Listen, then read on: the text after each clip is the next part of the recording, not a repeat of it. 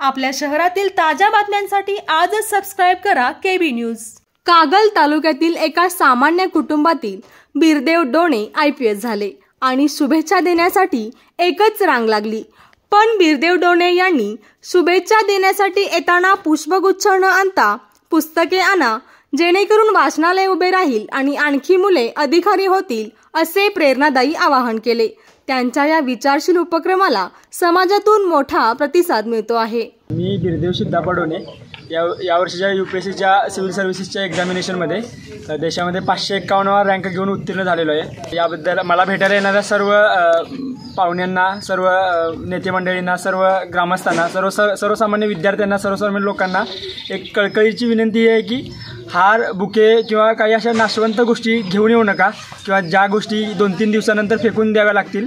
पण बुके न घेऊन येता एखाद्या स्पर्धा परीक्षा उपयोगी ठरणाऱ्या विद्यार्थ्यासाठी एखादं पुस्तक घेऊन या, जेणेकरून तुम्ही दिलेल्या शुभेच्छा ह्या कायम गावामध्ये समजा एखादं वाचनालय तयार झालं तर त्यामध्ये पुस्तकं ठेवून माझ्यासारख्या ग्रामीण भागातील विद्यार्थ्यांना त्या पुस्तकांचा उपयोग होईल असं मला मी आवाहन करतो सर्वांनी की भेटायला येताना एखादं पुस्तक घेऊन जर जमत असेल तर यावं, ही माझी कळकळीची विनंती आहे। धन्यवाद।